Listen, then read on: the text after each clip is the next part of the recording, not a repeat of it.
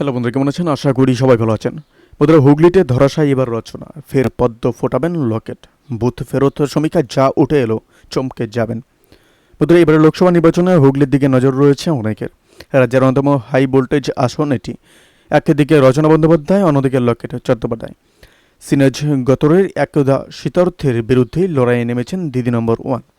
পুরখাওয়া নেত্রী লকেটকে টেক্কা দিয়ে রচনা কি পারবে হুগলিতে ফের ঘাস ফুল ফোটাতে? বুথ ফেরত সমীক্ষায় উঠে এলো চমক দেওয়ার তথ্য। শনিবার সপ্তম তথা শেষ দফার ভোট গ্রহণ পর্ব শেষ হতেই নানান সংবাদ মাধ্যমের তরফ থেকে বুথ ফেরত সমীক্ষার ফলাফল তুলে ধরা হয়েছে।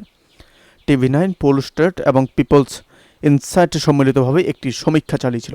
সেই বুথ ফেরত সমীক্ষা বলছে যে তীরে এসে তরি ডুবতে পারে রচনার।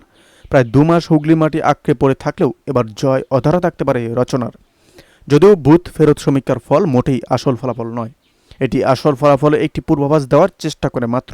কখনো কখনো দেখা যায় যে সেই পূর্বাভাস মিলে গিয়েছে, আবার কখনো দেখা যায় মেলে না।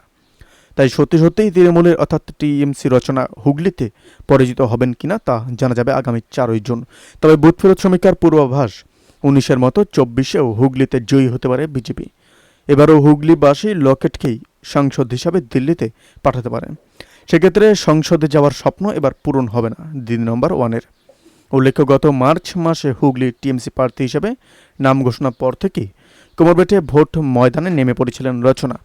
সিঙ্গুর থেকে চুচুড়া, বাঁশবেড়িয়া থেকে বলাগড়, হুগলি লোকসভা কেন্দ্রের সর্বত্র চুটিয়ে প্রচার করতে দেখা গিয়েছে তাকে। জয়ের ব্যাপারেও আত্মবিশ্বাসের সুর শোনা গিয়েছিল রচনার গলায়। তবে বুথ ফেরত সমীক্ষায় পাওয়া গেল অন্যরকম ইঙ্গিত। যদি সেই পূর্বাভাসে মিলে যায় তাহলে এবার সংসদে যাওয়া হবে না দিদি নম্বর ওয়ানের। তবে আসল ফলাফল জানতে আগামী মঙ্গলবার অবধি অপেক্ষা করতে হবে রাজ্যবাসীকে। এই আপডেট প্রসঙ্গে আপনাদের কি মতামত অবশ্যই আমাদের কমেন্ট করে জানাতে বলবেন না। ভালো থাকবেন, সুস্থ থাকবেন, ধন্যবাদ। দেখা হচ্ছে নতুন একটি ভিডিওতে।